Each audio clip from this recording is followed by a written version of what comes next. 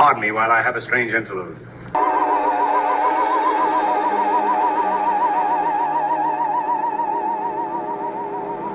There is nothing else.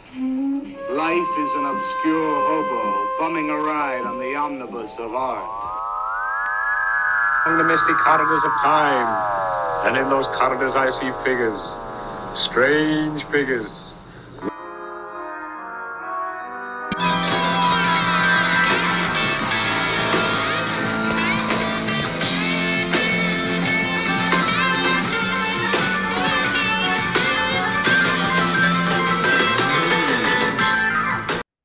Welcome back, my friends, to the AP Strange Show. I am your host, AP Strange. This is my show, and today's show is brought to you by the Imaginal Express Apport delivery service. If you need something delivered somewhere in a hurry, there's no faster service than the apportation services from Imaginal Express. Forget FedEx, forget UPS, forget the post office. Just get in touch with Imaginal Express, and you can have your item apported to its destination. Yeah, so look that up online.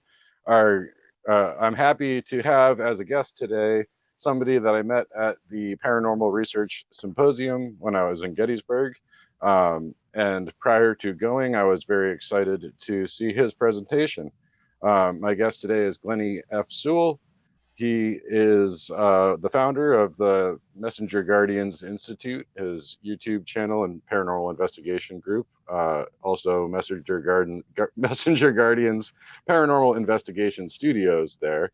He's a teacher at Troy University, teaching World Lit, and he's currently working on a thesis at the California Institute of Integral Studies about the imaginal and lived realities and personal narratives of lived paranormal experiences, which, again, when you're throwing around words like liminal, imaginal, you can imagine that I was very excited to see this presentation and very excited to meet the man.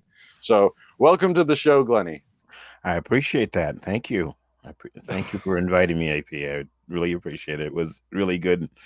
Well, we met up before, we met up as a result of the symposium, but we met before the actual symposium went down. So, when we got on video together. Right. Yeah. I didn't think, I don't think you could have known that I was particularly looking forward to your presentation, though. No, and I have no right to expect that of anyone. So, to be very honest, I try not to hold that kind of expectation for, as for all I knew, I was going to have crickets at mine. Yeah. Well, yours was very interactive. I mean, you were working towards your thesis that you're currently working on that I had just mentioned in your bio there.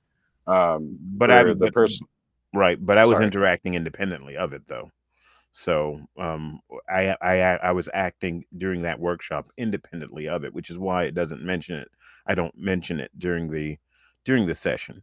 Okay. Because I'm simply just doing preliminary work, to see how it would roll down, to see what questions were effective and what would roll down, and before I actually do a full scale.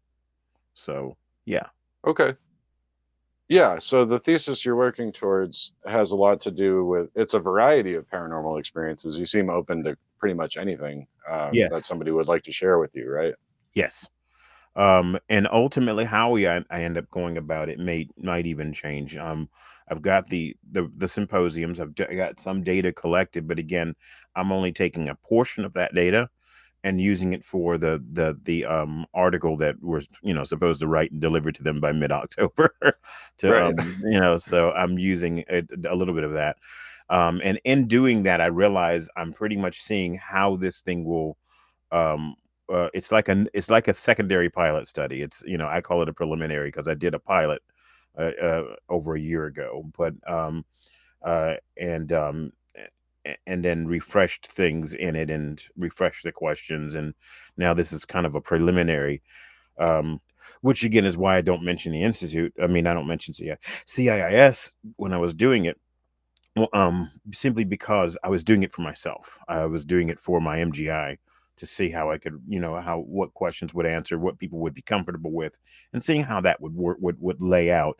Of course, they had the consent, permissions and consents, Mm, which I posted on the electronic board up behind me with they could scan their phones and do the and give the consent, and that seemed to really work for those who got in and did the questions. And it seemed to be okay for the recorders that I had lying around. Nothing was hidden. I was placing the recorders openly and no one seemed to be against that. I said, look, no personal information, no, no. I don't even want biographical data on people because I think that um, causes, I don't know, a negative interpretation of who has what experiences based on gender, based on ethnicity, based on all this. And to mhm, me, those factors are using the illusion of human separation, of these fields of separation that we project from the imaginal into our reality for for our own sakes and for our own mental, I guess we think it's for our own mental sanity, but to be very honest, it causes um, more mental abrasion than anything. right. We're separated in all these things when we're really all the same consciousness energy, fragmented into countless quadrillions of life forms and beings and sentience, that think that it's all separate, but it's really all just one, pretending, talking to itself. That kind of concept, which is so to me, I want to know the stories, the stories, without having to know the names of the people, without having to know. Others have done the work about on ethnicities and other groups, and others have done some work out there for that. But for me, I'm really wanting to get to the real lived experiences for the projection of it, for just the use of a particular word that someone may say, or a phrase or an idea.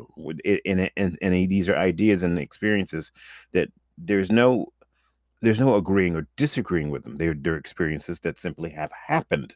So now Mhm, we take the wording of that from the directly from the source of the person who lived it, and we take apart what those words mean and what they're implying, and how is it, are those words helping the person who's telling them project reality around them to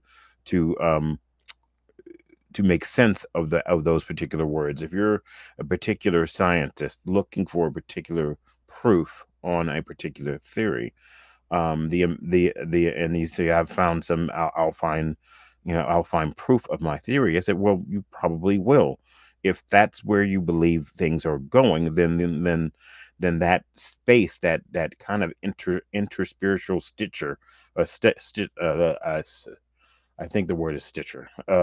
okay. That liminal space in between physical reality and the ultimate reality, or the place where consciousness truly lives, has this space where it mechanizes things together, projected from and to the ultimate reality, builds itself and then projects itself into physical reality, then they will find some proof of their work. They will find something that shapes it, takes form for them. Yes. Will everybody see it? Maybe. Will only a certain group see it? Yes, maybe. Does it mean it's not real? Absolutely not. It doesn't mean that at all. It means that there is some reality to what they're talking about. It's just that they probably don't understand how intensely great and powerful that reality really is, that Yeah. you are responsible for building your own world and for create. We've got games that do that, yet we don't realize that's probably how it works on a much larger scale. um Yeah. yeah, there's other stuff I was thinking, but I'll let that roast for a second. Well, yeah. I mean, and even in the stories that were shared during the workshop of your presentation, you could see how some of these events that people described were formative for them in maybe ways that they didn't realize, and Right. it's something they had to kind of keep to themselves for the most part. But yeah, I think it's a nice thing when they're able to actually share the experience with someone. You know, Now, did you actually did you sit along the back wall in my? I did. Yes, Yep. that's what I thought. That's what I thought I remembered seeing.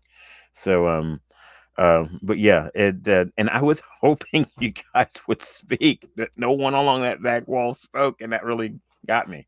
Because it was open to everyone being able to have, to speak. Even the one guy was not. I don't think he was there. He's the one who said he was a skeptic. I don't think he was there in there. And I told him I would have liked him to have come, because it doesn't matter whether someone's skeptic or someone's this, that, and the other. None of that matters in this kind of study, in this kind of Hmm. workshop. It's their experiences, or just anomalous experiences, something that interesting, something that got them into this, something that frightened them, something that that maybe for them they explained away, and that's great, but I still need to know about that experience and the Hmm. reaction to it, and then observe or try to understand the reaction to it, whatever the nature of the experience really was. I want to be able to understand the reaction to it. And it almost does sound like, if now I won't be coy, it's a psychological, sociological, psychological kind of react of um observation. But I'm not a psychologist. I'm not a Right. sociologist. I um understand how those functions work. There's a lot of, and to some extent, I've got a lot of literature review support from that background.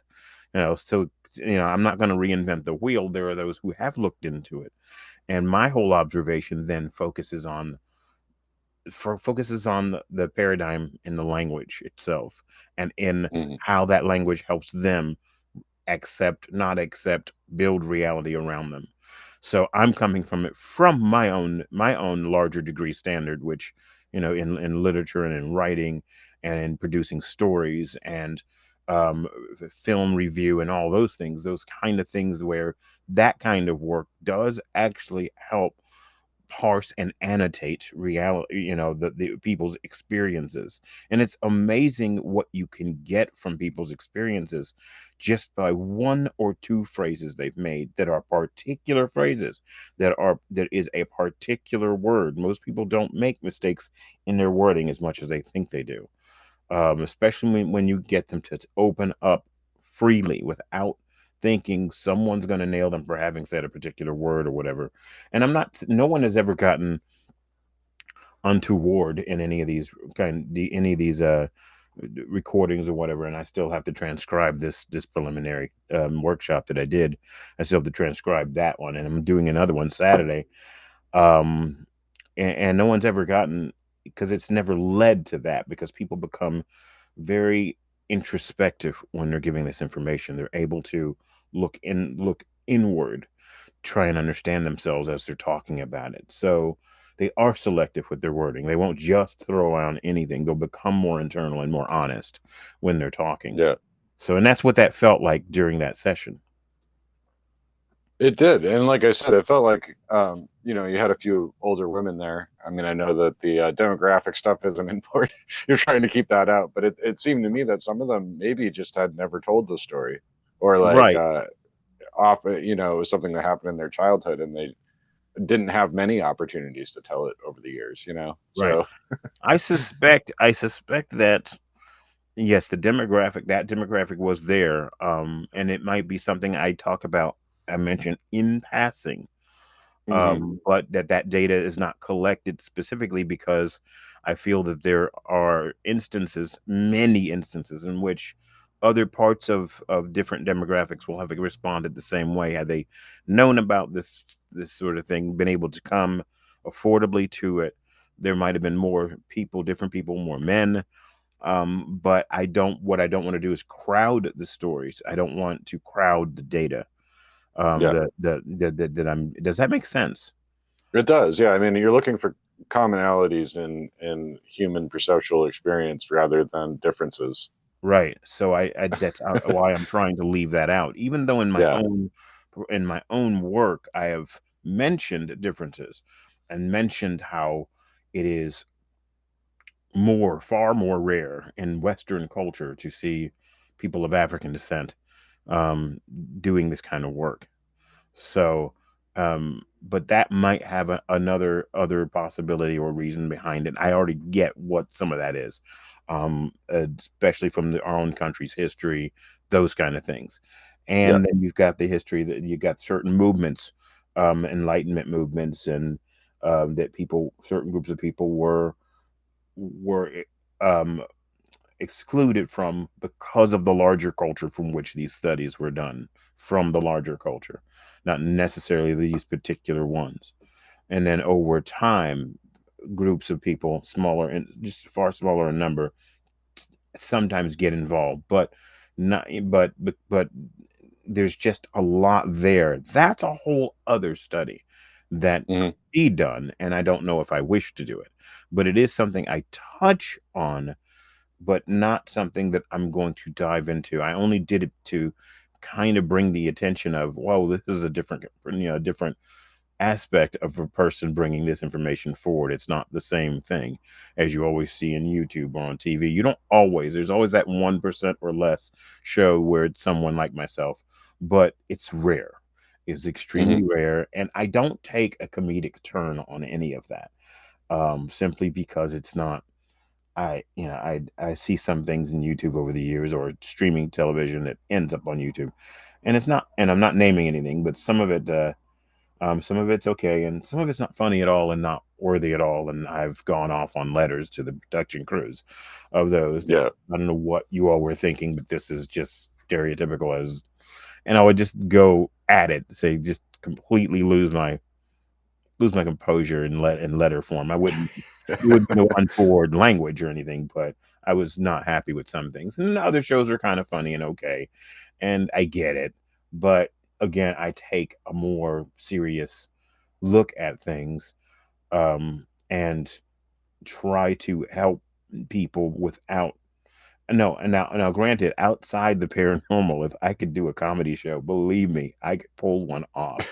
You know, I can be comedic. I just don't like being comedic with a lot of this. I can on occasion. It can happen if it happens, but it's but on a serious study level where I'm trying to really do the work, do an episode and do work, and if in my YouTube channel when I'm putting up an episode, I'm not normally, we might laugh nervously over something, but you don't really have, and maybe that's what a lot of light comedy is in this field.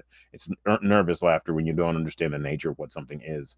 And I'm Yeah. not saying with my study I understand the nature of what these anomalous slash paranormal experiences are, other than the paranormal is truly actually the normal. We've simply not.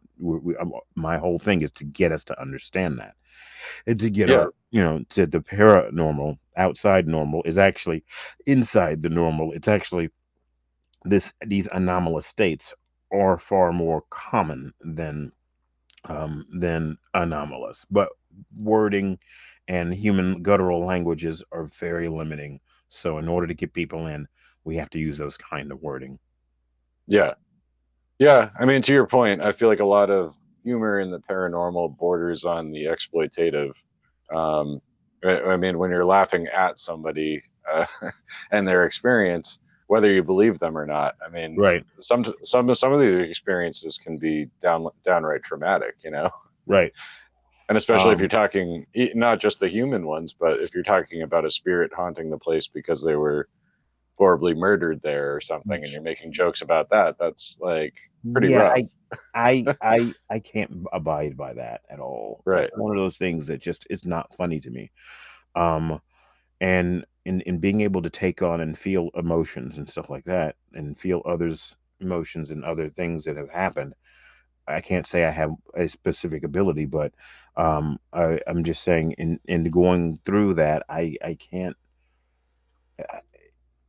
really say that unless they're projecting laughter or maybe they were a funny person or something like that. Ultimately, that sort of thing could come out Hmm. in that and say, "Oh, they're causing us to laugh because they were really a funny person and they were really great humor, and that's why there's laughter here in the moment."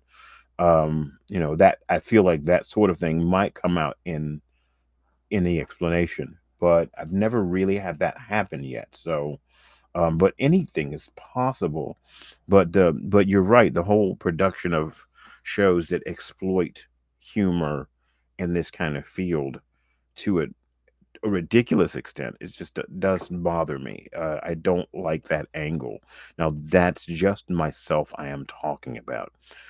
I I wouldn't dare to speak for somebody else who wants that angle. If that's the angle they take, have at it, Haas. I mean, I won't have anything to do with it myself, but uh, Right. I have to be serious about this because of the nature of what I'm trying to imply with some of the preliminary data that we build. This isn't old news that we possibly build reality around ourselves based on our own experiences, our fears, our darkest fears, our greatest hopes, our our quietest secrets, because there's no secrets in the quote the universe. If I were to use religious language with that, someone might say, well, you can't lie to God. I said, well, if you're talking as God as then the one consciousness that we actually are a part of, and are we're not subsumed by it, we are it, then you're right, Hmm. that's utterly impossible. And if you gave it the word universe, to give it a universal feel, because really, what's the point of adding all this human emotional states to it and giving it a name and giving it these caricatures that we put in our from our history, calling it God and all that? Well, wonderful, great, but if indeed it's one consciousness, then it's far more powerful than any kind of god or gods we can give power to, Right. and you can never hide from it. So it is you. You can't hide from it. No amount of lying can no amount of I forget the other word used for lying. Uh, But the creative storytelling. no, yeah, well, there's that. Um, um, Dissembling. That's it. Oh, all right. Yeah. No Yeah. amount of dissembling will hide the what your true intent is, and ultimately, or hide what really happened. Someone might have to figure out a way of reaching into the imaginal to see the actual record of what happened. Doing meditations, doing what they can do, calling it, giving it names, call it the Akashic record. That's great. Give it that library name. To me, that's the space we can go into. If the ancient Sufi could think of it in such of an ancient space in between, that they could even travel between points in the physical space to other points in the physical space by using the imaginal realm, and that only special ones could make that crossing. Why not? If you can send things into it mentally to and spiritually to create and build back, you can build up an entire city in that space instantly, and but project it back to the person who is the artist, or who is the builder, the creator, the designer, um, and they are going to take something that is real there and reproduce it moment by moment here. It may take 10 years, it may take 15 years. Um, but ultimately, after they get all the elements moving that need to move, they've reproduced the very thing that existed on that other non-physical side instantly. In anyone's mind, in any creator's mind, the thing they've created, the novel they've written, the TV show they've made, the book that I read, all of that is happening and has happened on that other side, in that space, in that quantum space, is instant and it's there. And now the idea is to push the very thing you've wanted back out into this world, and build that reality around you, making it real for quite a number of people. So yes, and when I say quite a number, those who are paying attention to it and see it. There's so many people living on this world who have no concepts of these massive large cities and this, that, and the other, and technology beyond a simple box television, if that, or radio, or who just don't have any of that stuff. So it's not in their reality. It's not built into their reality. It's nothing they would ever imagine. They have no Yeah. lived experiences that can build that for them, and they don't have to. It's not necessary. So when we've got cultures who are under an iron foot of some sort in other parts of the planet, or cultures that had not been exposed to current human technologies and cultures, and destructive patterns, they don't have they have their own imaginal existence, their own lived experiences to build reality around them. And that's how reality works for every sentient being, whether they're living ancient in a forest or in a jungle somewhere, or living separated underground from away from everyone, or they're out and about, cell phones stuck to their hand and stuck to their face, and going about life every day. It still will work exactly the same. At least that's my idea from all the preliminary study I've done over the last 3+ years now, heading into the fourth year. Yeah, and I could see how, like, regardless of the form it takes, there must be symbolic similarities anyway, right? Where the noumenal qualities behind the phenomena that happens probably recur down through different cultures and different times, you know. And So right, and in there's a different ways. unity there. Yeah, Yes, yeah. and in different ways. That's why I say I think I'm ending up answering while I'm talking to you, and this happened in the thing I did too. While I'm talking to you, I realize if I can keep my mind moving, it's moving faster than, well, that's not my mind actually. It's more of my um higher self is moving faster than the mental self. And so therefore it's speaking faster than the mental self can process. And sometimes I'll suddenly lose my words. And then Yeah, I need the right. person talking to me to tell me the last thing I said. But because I say it and they say one or two words and that's it, everything returns back. I mean, the Hmm. link links up again, and it's happened many times over the years.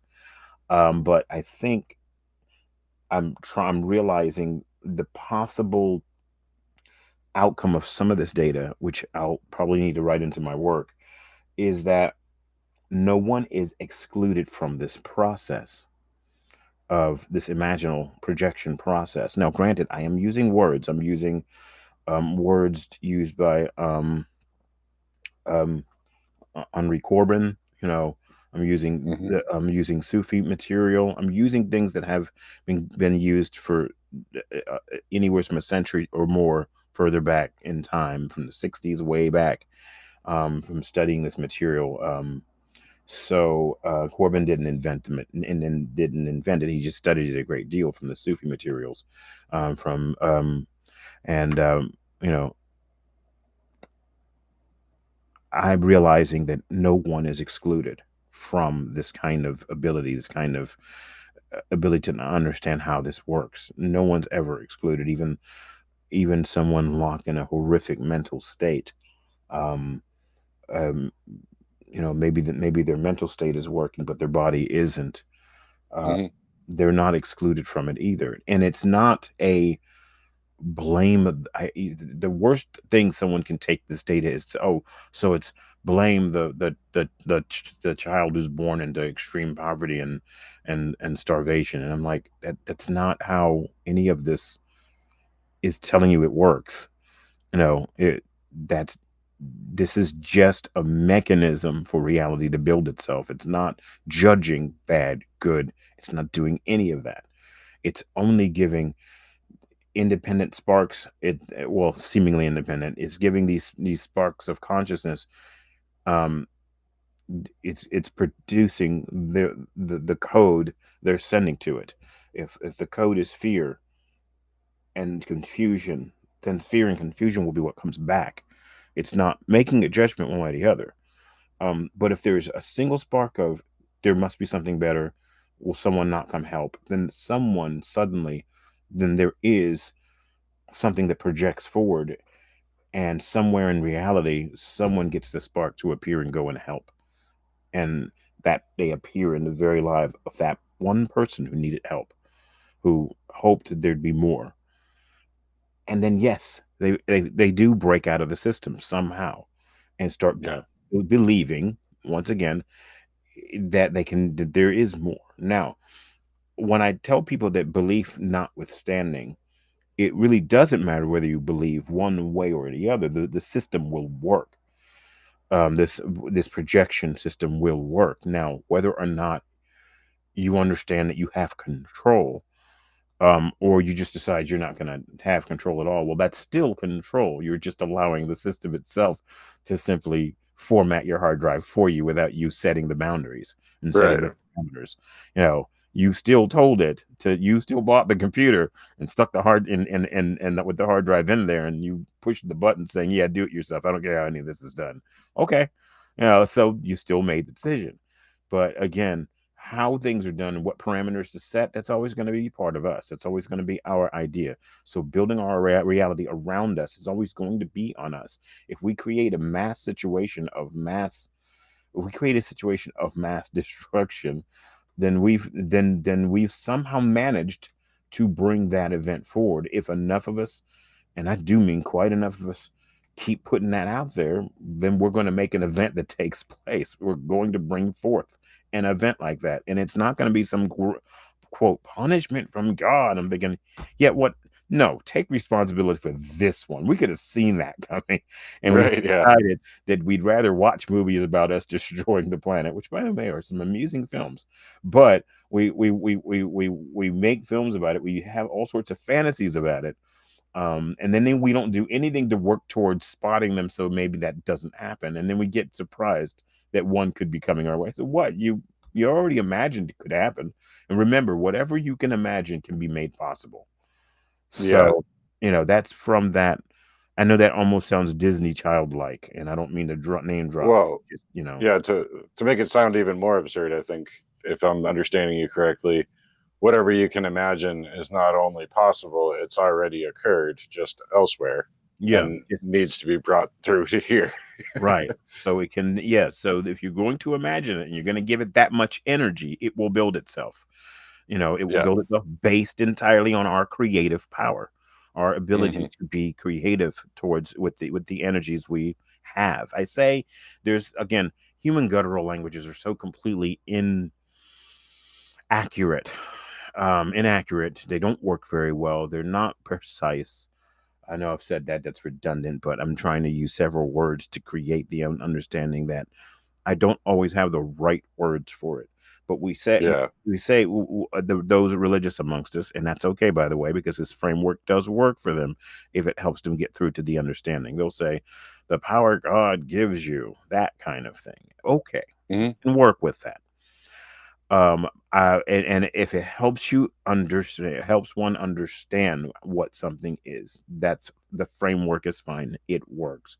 And it's neither a good or bad thing for me. I have no judgment on the framework, because the framework has to work for the person who's projecting, who's doing it.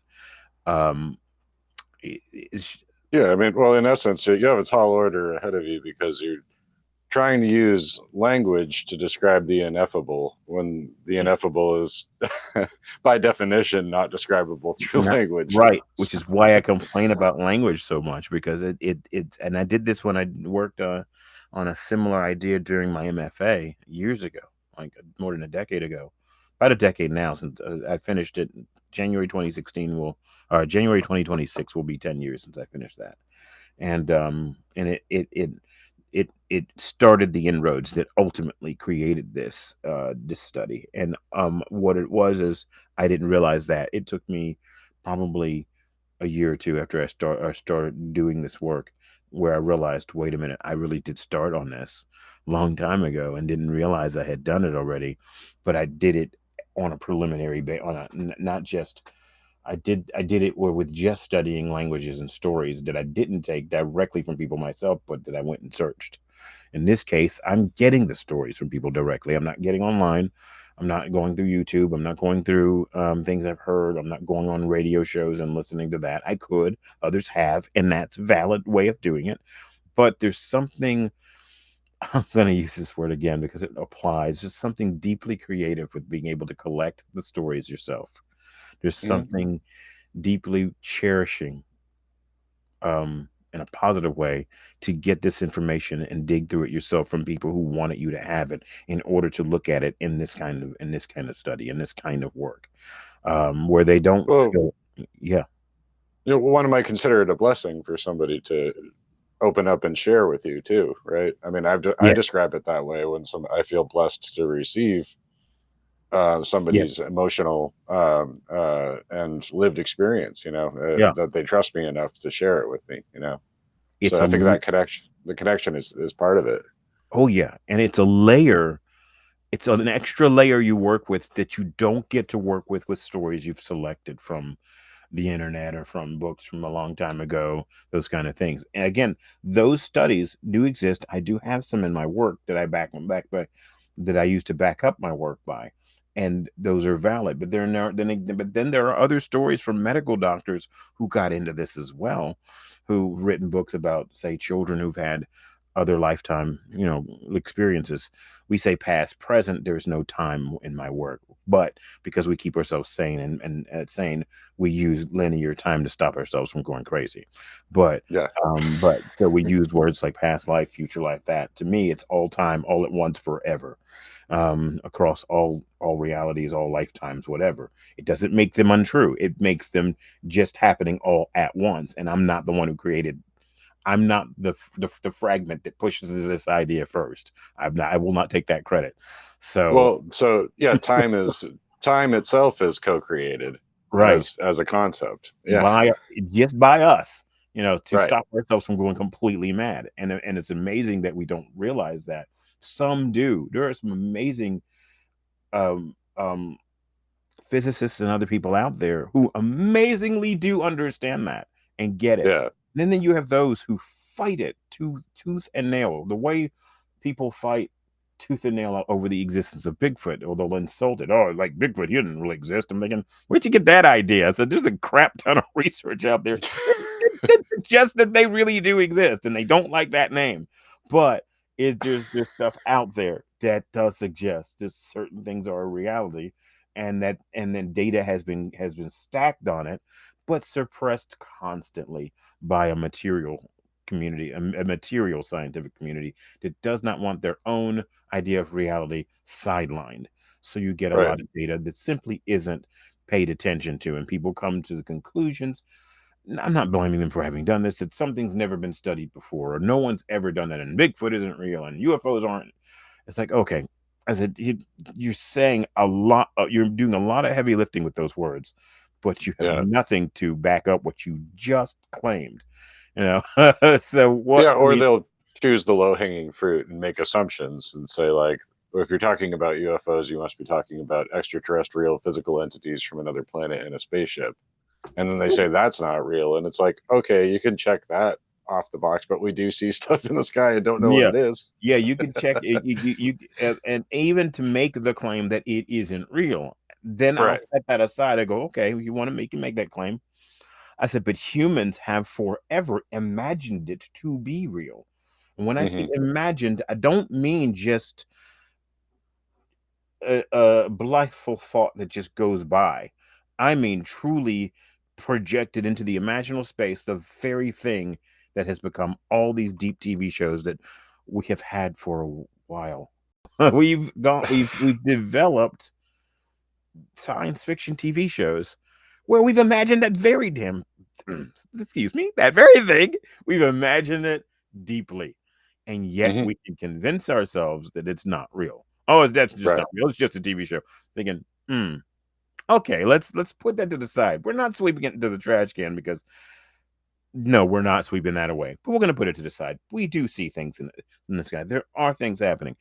When they go, oh, it's mass hysteria and mass hallucination. I'm thinking, mass hallucination has to have a shared cultural experience, though. When you got people Mm. from entirely different cultures who might be in the same city for a meeting, doing things, various events, but who don't necessarily believe one way or the other, or who are vehemently against certain ideas because of their religious nature, but suddenly they all are sharing the same event, Hmm. that speaks to something else taking place.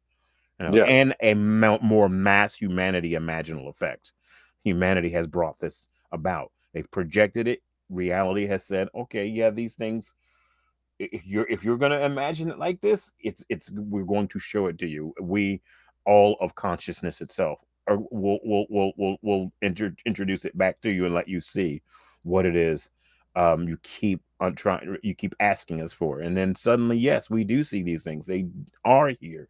Some have crash landed. There were things like that. We've developed things against those. We've done things outside the knowledge of the standard population in order to deal with this. So this stuff isn't. I'm not speaking and nonsense form. I maybe I'm Right. using words that others might not use, and I grant that. Maybe my words are too simple, and I grant that. At least they are when I'm speaking, because I want to speak to a wider audience, and I would want someone to give it to me a little bit simply. I might, on paper, use a bit more complicated language, but Right. not when I'm speaking here. But yes, Well, I share your frustrations about language because I'm a language obsessive. I love like building my vocabulary, and like my some of my favorite literature is from the 19th century because they were so florid in the way they talked, and like the but and old occult tomes are a lot of fun for me to read just because like the language that's used is great. But there comes a point at which the usefulness of heightened language is it's so deterrent to getting your message across. Really, I hmm mean that it actually works against you. Being direct and straight actually, cuts through the static, right, cuts through the noise, and gets to the point. right, Um, and I mean, using categories as human beings, we like to categorize all these different phenomena, right? Again, that you're using more words than you need to describe an event, and you end right. up We're in obsessed with categorizing. yes, and you end up in a chicken or the egg scenario where you talk about something happening in pop culture mirroring something that happens later in Right, reality, and somebody might think of that as a precognitive right. experience on the part of the writers or creators And it or could be. That's just the thing, to get right. information to the larger humanity or larger sentient humanity, human species. There's certain things that we ourselves as a species essentially called for to get it to us through our stories. Some people get it and understand, and I'm talking the larger, greater stories that go on for a long time. I'm not talking about the darker stories that but yes, these stories that we create and that we build off, and um, we go for long periods of time trying to understand certain things and tell ourselves stuff that may be part of a deep history, maybe a part of some other human civilization layer that we didn't realize existed from long ago. We've told Hmm. ourselves stories. We've developed Marvel. We've developed Star Wars. I'm going to name drop. We've developed Battlestar Galactica, the newer versions of it. We've done all these stories that all hit on the same kind of cultural stories, the same kind of functions that keep trying to give us a note, almost like we've left information for ourselves in the imaginal, but it leaks out to us every so often to give us back the knowledge we've had all along. That whole, let's Mm, go back again to that whole Akashic Records thing, yeah, that whole quantum spiritual library thing, holding all that data and sending it back to us as we're asking for it. It can't be hacked, it can't be stolen. It can only be given up at the time it's supposed to be given up to us, and it can't come at us in the most obvious format or we'll go completely psycho. So it sends it yeah, to us in the form of stories, in the form of events, in the form of things that are happening to us. And they're not unreal, they are very real. It just depends on how you interpret what's going on. And it's just sitting here talking with you on this is causing me to really have an experience with yeah. with this information. It's truly incredible. It's interrupting your connection too. We're having some actual PK effects on the computer. Oh, who knows? Who knows? I don't know. I'd be amazed if indeed it is.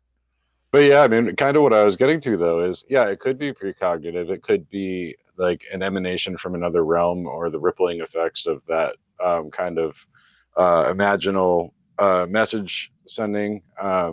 And it could be like a great number of things, but they could all be true simultaneously as well. Yes, There's no reason multiple things abs- can't be true. Yeah, absolutely. And I write that. I think I crossed that in one of my notes. I said, "Well, is it can two things opposing things as two? I'm just using a number.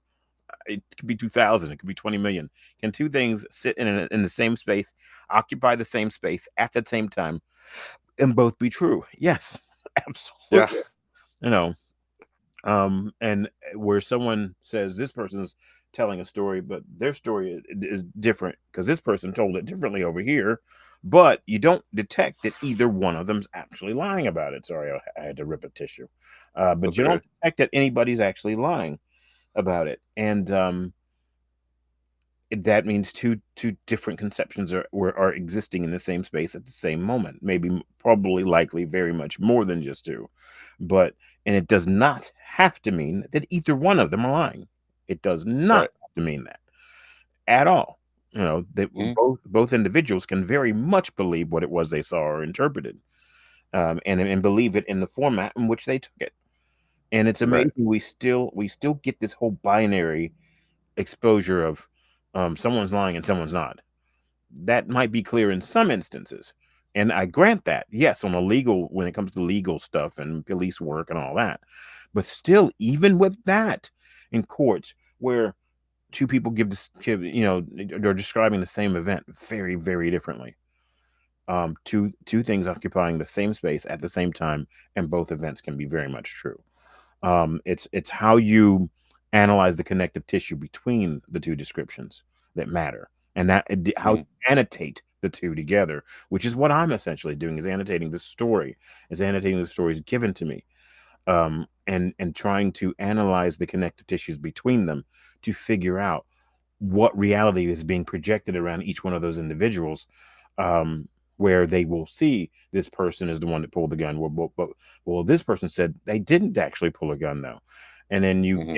you get to a point where this person said this person over here pulled a gun, because this person over here, you find out that they have a crack on their shoulder over someone of a particular ethnic group, and it was always their assumptions, the way they were raised, that those people always have guns, and they always have.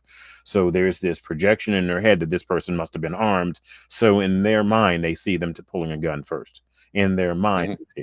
it's not saying it's wrong. I'm just saying they projected that image, even though from the person, from the fragment, that sentience who was there did not pull it. They may have had one, yes, but this other person had all sorts of other information in their own minds to try and project them pulling first, or they didn't pay attention to the other person who also saw the same thing and said, no, that person did not pull a gun. Because this person here, they might have grown up in a family that had some preconceived notions as well, but they weren't as powerful, and they didn't really take on those stories, those negative stories, and didn't really grow into those assumptions. And so therefore they're going to project reality differently. They might Mm-hmm. see it in a form that is a bit more accurate from the point of view of the person who might have had the weapon, and where someone came towards them. They might have projected it a little more accurately by Mm-hmm. analyzing that connective tissue between the two stories, between the two people telling, one truly believing that other person pulled, one saying they had something in their pocket, but they didn't pull it out. And so there's a little bit of right on each end. It's just that there's that last part that's left inactive, and that's the person who was truly involved in the event, who says Mm-hmm. I didn't pull first or whatever. And this is under the assumption they're not actually lying. Then it's that kind of thing. So even in crime, I watch a lot of crime TV or stuff like that, and I do like crime shows because of having to figure things out, because of Right. having to listen to what someone is saying, because you're having to annotate what someone's saying, even if what they're saying is really ugly and awful.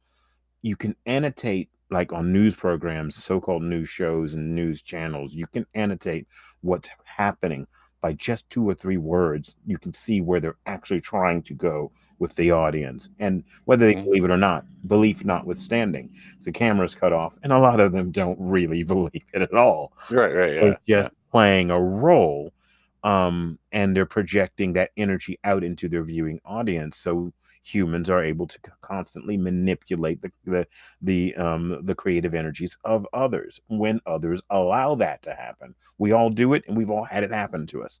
So I'm not Mm-hmm. saying, well, I don't allow that to happen to me. No, that's not true. I'm sure it does. Right.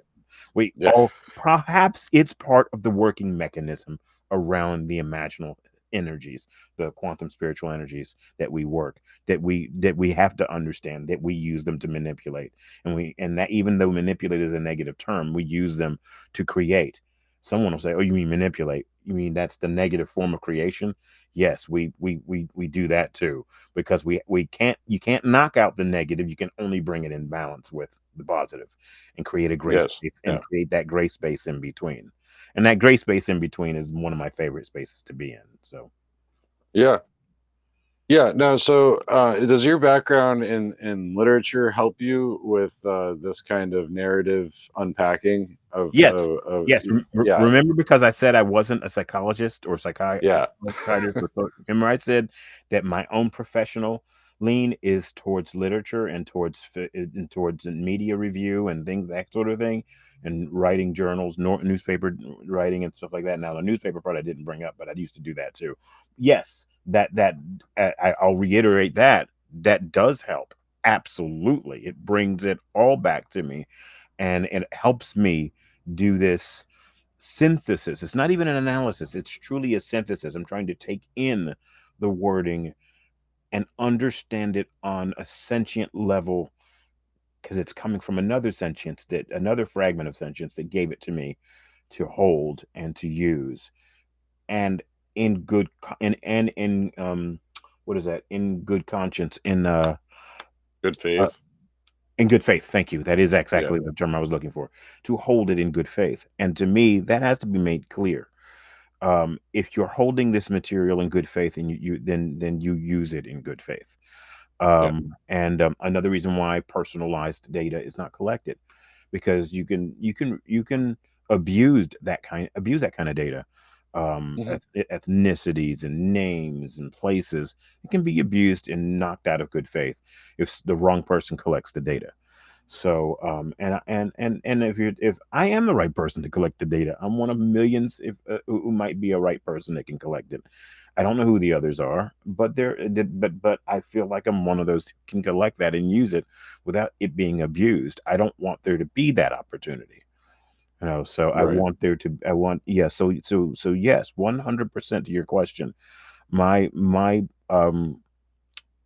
professional layer, in both in I'm sorry, in English and literature, and in writing, and in uh, The media review. my MFA in writing, this sort of doing this kind of creative work absolutely does help me synthesize this material, not analyze, synthesize, which goes deeper than just pulling it out, pulling the words outside of their use, which is what an analysis does. It pulls things outside of their frame. But once you pull something out of its frame and then look at it, it's hard to put it back in.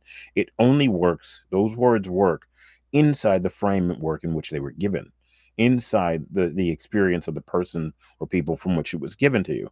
If you pull it out, and so let's just analyze it by itself without all that, then you've actually destroyed the entire point of the story if you do that. So you And have to I synthesize it, and not merely an analysis. You have to actually synthesize it, leave it in place, and analyze it, or and synthesize it, pull it in while it's sitting in the exact spot it was given to you, while it's sitting within the framework of the story in which it was given to you. Yeah. And I feel like within Fortiana paranormal investigation, and particularly UFOs or Sasquatch sightings or something, Yeah. there is that habit of investigators and writers on the subject to just pull that little piece of the story out and just include that without the synthesis you're talking about. Right. So it becomes a list of dates and places and objects, like Right. It becomes a list of material scientific data. right. No. So that has been pulled out of its framework, and pulled um out of the ontology it was placed in. It's been pulled completely out of those areas, and um that's what makes it really kind of sad. Um Yeah, I mean there are uses for that, but for your purposes here, like actually coming to an understanding, um, and I mean it kind of seems like you're taking the phenomenon described through a lived experience and digging to get to the meat of it, the actual noumenal qualities that of what that represents, and how it compares to others, I guess, right? right, Yeah. right, right. Being able to claim everything inside that reality, inside that space, and make sure that whatever you're talking about references it back to how you were given it. How does this group or this person, how might they see it? Because that helps to understand reality around them and how it projects around them.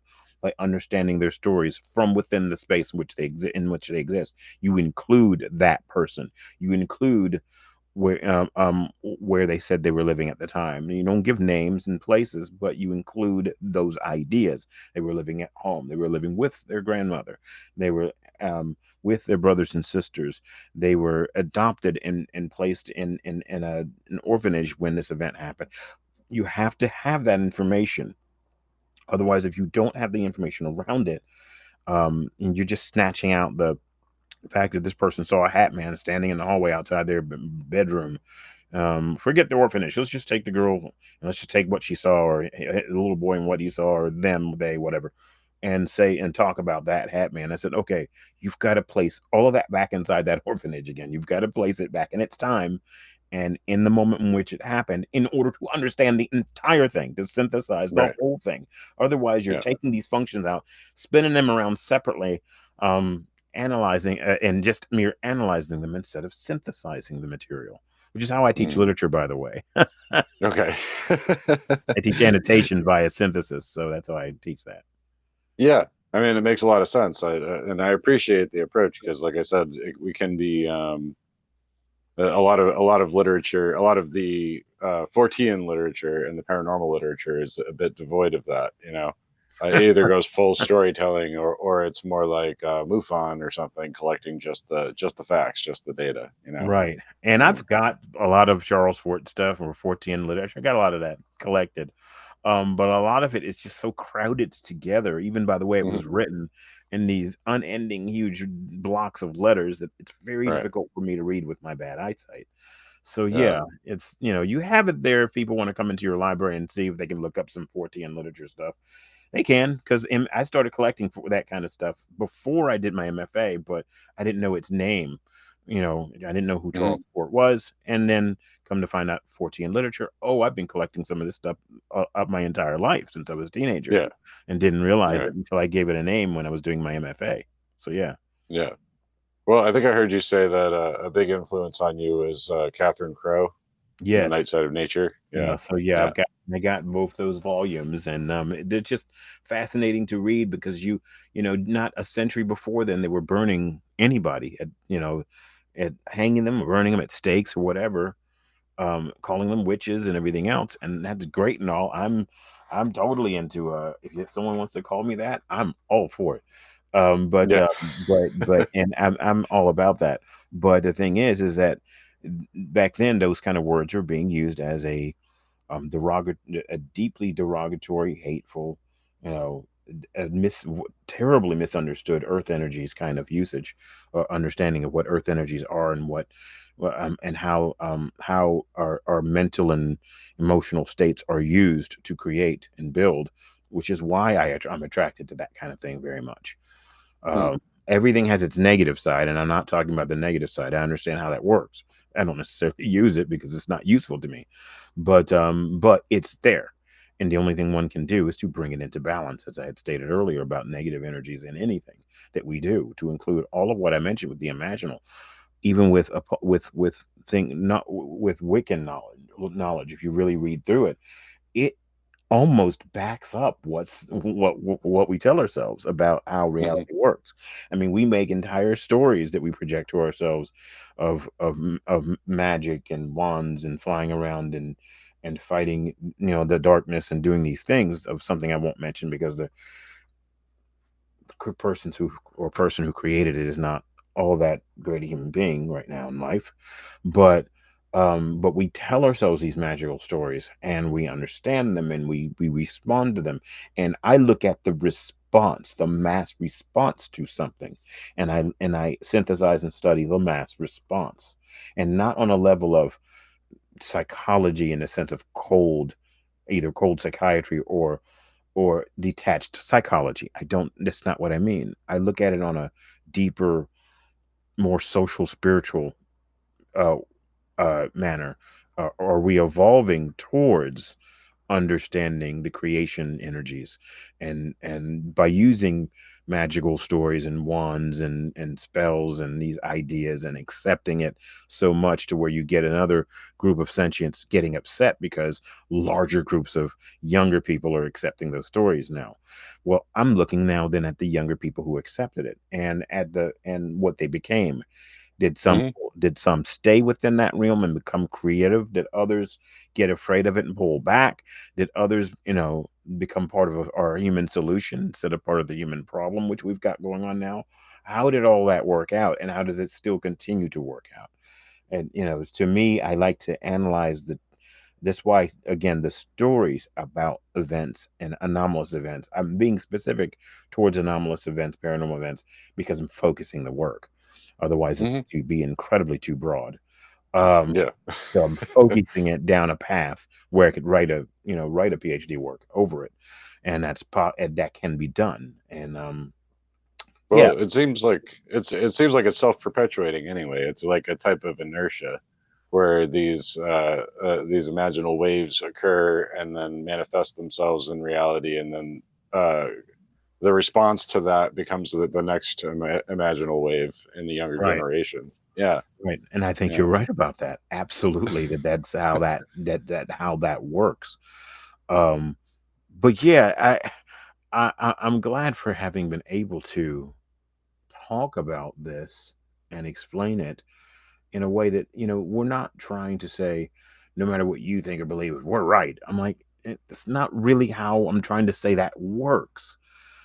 The whole right wrong. Remember what I said about about belief or disbelief notwithstanding, well, not belief notwithstanding doesn't count, Hmm. doesn't matter in this case, because there's so many other mechanisms in place that of experience that where belief is just a tiny little portion.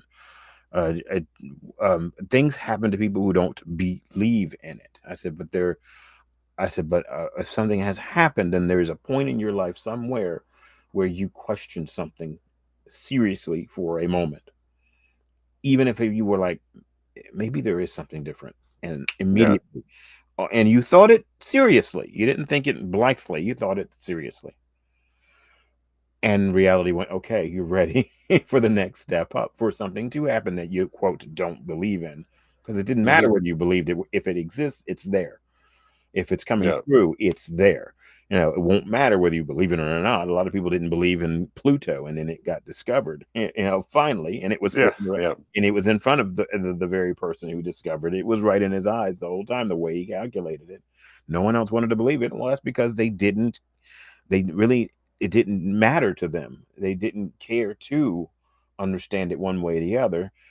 Just like when someone says, "Well, Bigfoot doesn't exist," I'm like, and if you really don't care to study it first and go at that information and see whether what you just said comes out to be more true or less true based on the physical, in this case, yes, the material physical evidence left behind, but there's a lot of non-material things that happen to people who are involved in those stories as well.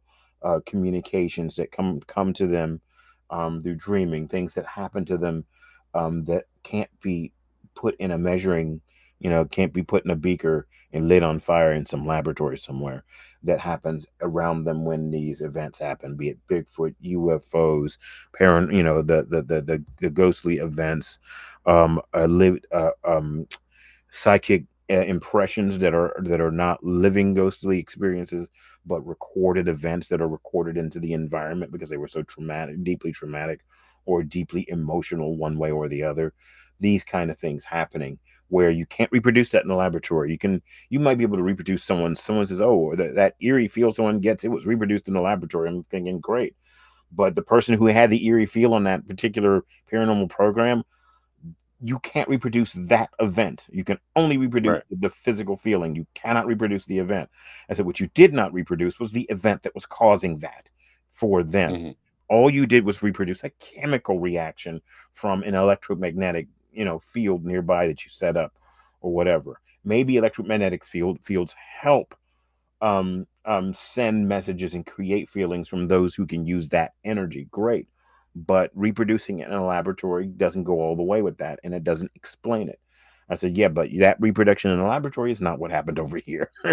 Yeah. So it's that when people come at me like that, I'm like, no, the material world cannot reproduce a large portion of events that happen in our lives. It can't put it in a laboratory and look at it. So the close I can do, and I think that there's a good part of that mystery. There's a goodness about that. When I say goodness, it doesn't, that's a weak word. There's a positiveness about that Yeah. where it leaves a little bit of mystery for us to dig into on our own. Where we're not handed some answer on a silver platter, on a platinum platter. We're not handed the answers. Where we have to annotate, where we have to look at something, we have to find that connective tissue, and that's what makes this lifetime, any lifetime, all of our lifetimes, all running together, all across all time, space, all dimensions, everywhere, all at once, so amazing and so brilliant, Mhm. is that we get to do the work ourselves. Yeah. Well said. I'm not sure where to pivot to from there because that was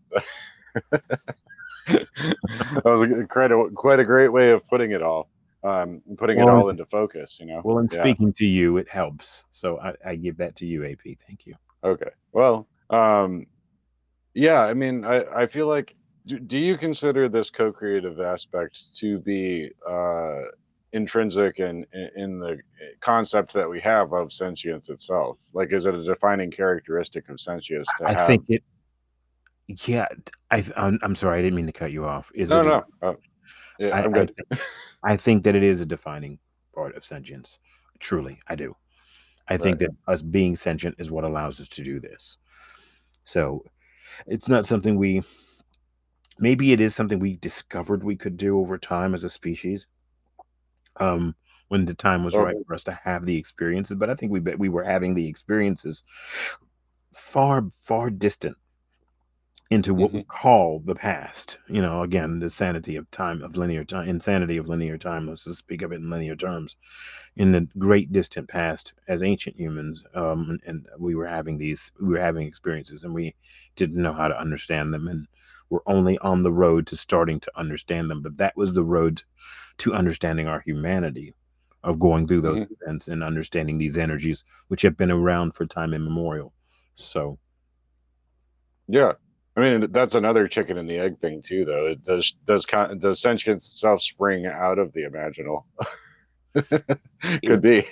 it makes you wonder if that indeed, if the imaginal space is the link between our physical realm and the realm of pure consciousness, which might be where we actually, where we actually spring from, where we actually come from. This is just a space we create for playing around in the physical. Mm.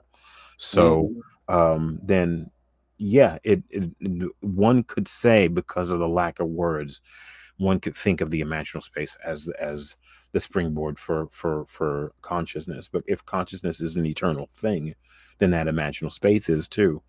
And also, it would mean that physical would have come completely built, it been built off of our conscious states, building the physical realm first, then inhabiting it. Talk Mm. about building a playroom and then going in there and playing with the toys and Yeah. and there are toys where you can hurt yourself, really mess yourself up, and get you and a bunch Right. of your friends kicked back to the other side. And then there's a bunch of fun toys in there that might not do that to you. So Yeah. we projected this building space, this physical reality. We live in it, only projecting ourselves into it, really. And then Mm. when we snap back to where we originate, where our consciousness, mass consciousness, originates, we give it all sorts of really crazy names like death and all these kind of things, and we assign it all sorts of cultural stories. Some of the stories are fun and interesting, and sometimes we psychosis ourselves so badly with it that we have to pretty much get other conscious fragments to come to us to say, let's snap you back before you go too completely crazy. However, Yeah. you're gonna see me until you realize I'm something very much different.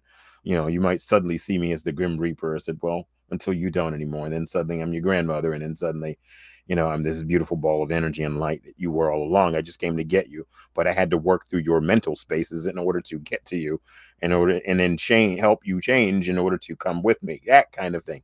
And if you're Right. wondering, yes, I wrote in my creative novel piece for my MFA dealt with that. That's why I was able to go back on that.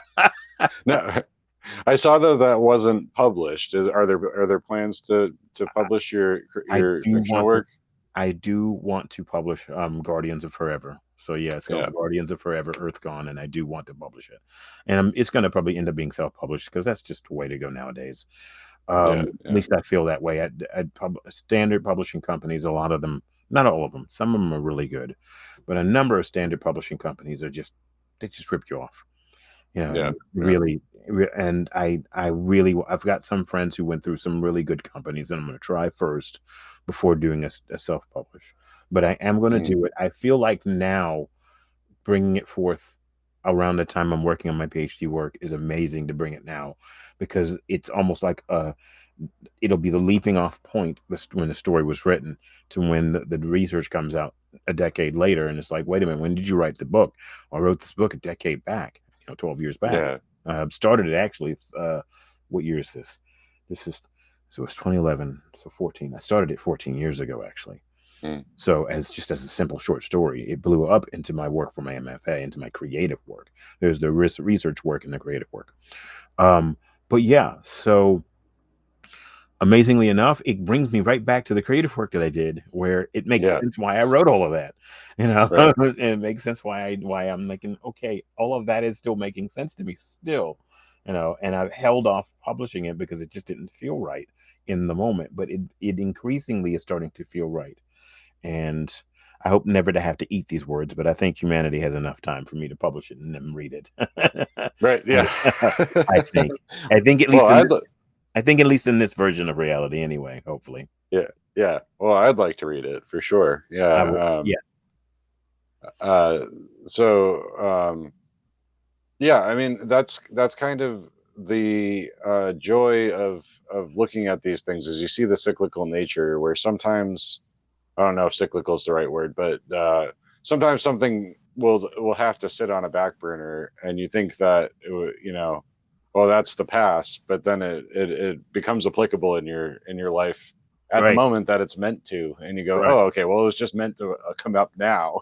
Right. I had it waiting there for this time, right? Right. So all I have to do, really, really, what I need to do is read it back through one more time, and I got to stop doing that, where I'm reading things through one more time, one more time, one more time. I need to just go ahead and publish it. So Yeah. I'll finish one more read through, and then publish, self publish it. So, or get it done one way or the other, either through a publishing company that's really good at those kind of books, or and it'll always just be localized. It'll sell locally, and then it'll sell online. It'll never be, the mass marketing of books sent to stores all over the place. I don't think it'll be that. People would be able to get online and find it. Yeah. So, but yeah. Yeah. Well, that sounds good. And it deals with you said the Guardians of Forever. Yes, the Guardians of Forever is not the reference. It was originally called Guardians of Eternity, but when I looked up the title, it was already taken by another Oh, book okay. series, and so therefore I had to use Guardians of Forever, not the Guardian of Forever, which is a Star Trek thing. Yeah, right. But Okay. Guardians of Forever, the plural, has to do with something very different. Um, Well, yeah, um, because this word comes up with your YouTube channel as well, and the Institute, the yes, Messenger. yes.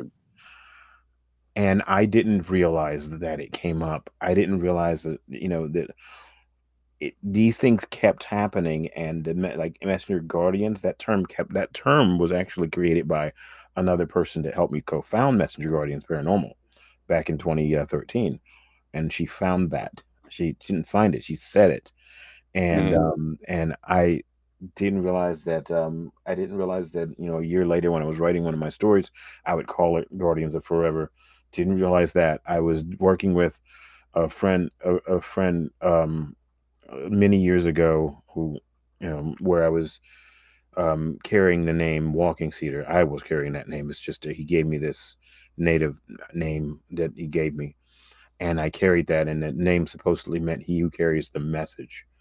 And Okay. and I looked at, and I looked way back on that, way back from the '90s when it occurred on, and looked at the name of my channel and institute and go, messenger guardians institute. I'm thinking that, and I looked at that and went, wow. I just started making the connections, and Hmm. maybe the connections were there psychologically, subconsciously all along, and I just didn't mentally notice it on the surface, and that's fine. It doesn't make it any less amazing to see it, you know. um but it's truly amazing how many things are connecting in what seemingly looked like small ways to carry the same message, the same name, the same things that I'm doing, that Yeah. but it's building on a larger and larger and larger scale. That's why I find synchronicity to be one of the more interesting phenomena to look at, because I think it really it's there giving you a little glimpse behind the veil, a little look behind the curtain as to the machinery going on. Yeah, The absolutely. synchronicity is always there when you're looking at any of the paranormal stuff, you know. Right. Yeah, Wonderful. yeah. Um, okay, well, how can my listeners find you online? Direct, should I direct them to your YouTube? And Absolutely. Direct them yeah, to Messenger Guardians Paranormal Investigation Studios. It'll come up. MGP, MGPIS. I did recast it as MGI as well, but MGI is the institute. MGPIS is the investigation, is, even though it came first, because MGP came first long ago, okay, and it became MGPIS in like 2020. And then after, because of COVID and all the slowdown, and then I developed MGP, Messenger Guardians Institute, off of that. But MGPIS will sit under MGI because it would be the MGPIS is the paranormal investigation wing of MGI. So okay, it's been subsumed, even though it created MGI, it will be subsumed by it. Because the institute, where we help train, and low to no cost, help train people in there, and help bring people in to learn about these kind of things, talk about their stories. If they feel like they have the ability to do certain things, can then we have people who come in and help them with um uh medium abilities and all these other things, some sort of creative ability to do a special kind of work. It's just and we don't have our business license yet, and we're trying to get that, but it's slow. It's going to start off online likely. We have a physical place in mind, and 2 or 3 years ago we went into talks with them, but I won't, I think I told you, but I won't give it up on okay, over the podcast, but of who we talked to help us out with it. But there's a lot of work to be done to the place that's been selected. So um I don't know how any of that's going to go. Reality is just going to have to take the form it's going to take. yeah, As long as our intentions are in place, then it'll take the form it needs to take, as long as our intentions are in the form that was that are in the good faith form we say they're in. So yeah, it's a lot of work, and it's a path, but I'm still on it and willing to take it, even if I have to take it alone, which so far I haven't had to. But the way the world is working right now, who knows how things fall down, but hopefully, or fall up for that matter. Um, right, Sometime Neil Donald Walsh said something long ago in conversations with God. I'm gonna name drop. He said, um, it might have even been the God character that he was using to say this, that when things are falling apart, they're actually falling together. yeah. No, that rings true to me. So yeah. Yeah, But Messenger Guardians Vermont at gmail.com is also a way to get in contact with us. You'll still find, I also have a link. I have a my name is Glennie Sewell. I do have a LinkedIn page, which also has my Messenger Guardians card on that page. okay, Once this run of cards runs out, I will design a newer and simpler one, hopefully. yeah, But I have an MGI card. It'll still be a colored MGI on one side and a simplified information backing on the other. So, but yeah, that'll be a couple years down the road, because I've got a lot of cards I got to get rid of. So yeah, that's it. I appreciate it. Really, we went well over the limit. I appreciate talking to yeah. your group, and I hope I get a chance to um get a hold of this so I can, Right. yeah. Yeah. Well, I'll definitely keep you in the loop when it posts, and we should No, keep in touch because we don't live that far from each other. So no, we don't. We actually don't, and we have to yeah. we have to remember that. So, um, text me. You've got my phone. You Yep. can text that, and we can talk to each other. Okay. Okay. All right. Beautiful. Thank you very much for coming on, Glennie. All right, AP. I really appreciate it. Thank you.